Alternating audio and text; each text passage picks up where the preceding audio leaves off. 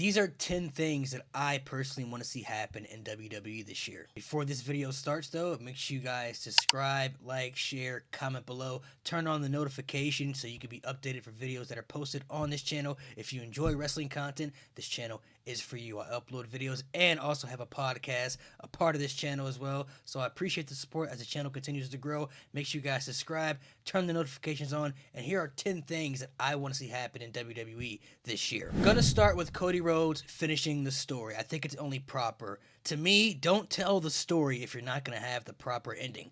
Since Cody Rhodes has been back in WWE, his entire concept of coming back was to win the championship that has eluded his family's legacy, to win the one title that his father wasn't able to win. And he is the right person to beat Roman Reigns because Roman Reigns is holding the title that his dad was not able to get. So that's the championship that Cody has to win to finish the story. And to me, they've been building this guy up for the last 2 years. He's only been pinned by one person and submitted by another person. Got pinned by Roman Reigns and got, submitted in the Kimura where he passed out to Brock Lesnar. Cody Rhodes has really been protected in a heavy spot, and he gets proper, huge babyface reactions. Cody Rhodes is the John Cena good guy type babyface that WWE has been searching for because they tried to make it Roman Reigns, and that was never going to work for Roman Reigns. But now they finally have that in Cody Rhodes. You have to strike while, the fire is still hot. If you wait too long sometimes in wrestling, it could be a detriment and it could be very bad. And this year, I think Cody should finish the story. That's what I want to see happen at WrestleMania. I think it's only appropriate and it's only right for storyline purposes. Don't tell this story, like I said, if you're not going to have the proper ending. And the proper ending is for Cody Rhodes to achieve the ultimate goal of the entire reason of what he came back to WWE for. The tag team titles need to be split up. They finally split up the world titles last year, which was great, but the tag titles need to be split up as well. I think it's time that SmackDown get their own tag team titles back for that division, and you have the Raw have, their tag team titles in their division. Like, it's time to split up the tag team titles. SmackDown needs one of their own, so does Raw, and I think it could be better for a lot of tag teams. Raw has really good tag teams right now, like Alpha Academy, DIY, the Creed brothers, who I'm really big behind. The Judgment Day, Awesome Truth seems like they're coming back together too. So there's a lot of good tag teams on Raw. And then SmackDown, you got Street Profits, you got Pete Dunne and Tyler Bate, you got You're Pretty Deadly. There's a lot of good tag teams down there too. AOP is back now, so I think, splitting the tag team titles up, it's just only right. It's time to do so. I really want to see Logan Paul and Dominic Mysterio as a tag team. These are like two of the most hated guys in WWE, and Dom can't even speak on a mic. Every time he picks up a microphone to talk, the freaking crowd just shuts it down every single time. And Logan Paul is just a natural heel. He was hated before he even came to WWE, so he's instantly going to get booed no matter what. So I feel like you put Logan Paul and Dom together, bro, that is such a heel heat, nuclear heel heat type team right there. I would love to see them team together. So a lot of people are always talking about, who's going to beat the Ring General Gunther for the Intercontinental Championship, right? He's the greatest Intercontinental Champion of all time to me at this point. Longest reigning Intercontinental Champion, has this dominant run as champion. Who's going to be the one? Everybody has their own perspectives and opinions.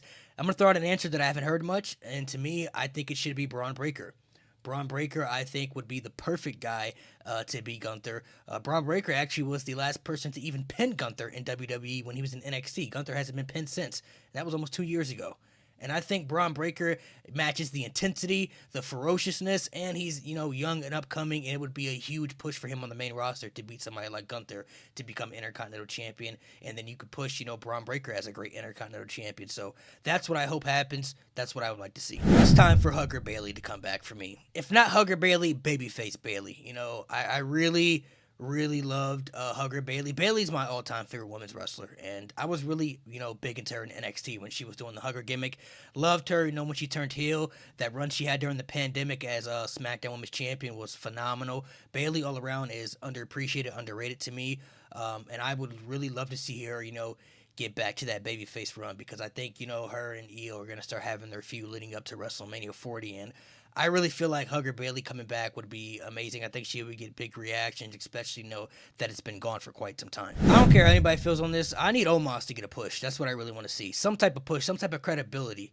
This guy's a 7'3" giant. Nobody looks like him on the roster. He already has the believability because of his size. All they have to do is just have him have credible wins that he's yet to have. When he matched up against Braun Strowman at Crown Jewel, he lost. Matched up against Brock Lesnar at WrestleMania, he lost. Matched up against Seth Rollins at Backlash, he lost. He loses all his big matches to make him feel credible.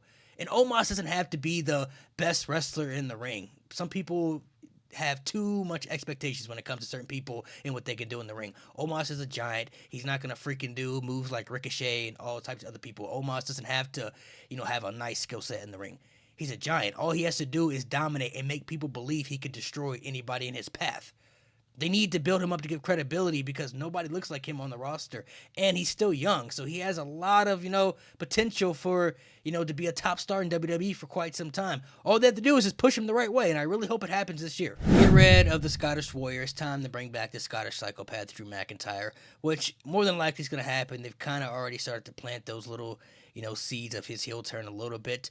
But I need full-blown, heel Drew McIntyre when he comes out with the hair over his face and stuff. I need him to, start being savage, to the max. I need him to start snapping on people and just beat people down, man.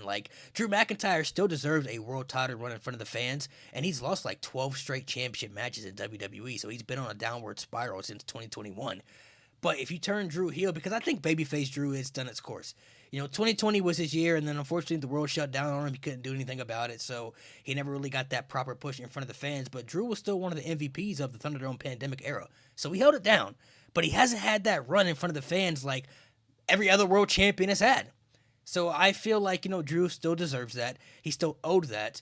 And I think, doing it as a heel would be way much better. If it was going to happen as a babyface, 2020 was the perfect time, but that was 4 years ago. That's long gone. It's time to move on from that. Bring back the Scottish Psychopath. I think it happens this year, and I want to see it. Evolution. And I'm not talking about the faction Evolution, the all-women's pay-per-view Evolution. I want to see Evolution too, man. I really enjoyed the all-women's pay-per-view they did in 2018.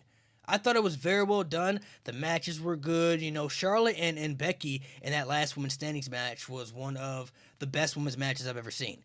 I really loved, the Battle Royal, the opening match, the Mae Young Classic. I really enjoyed, the show overall.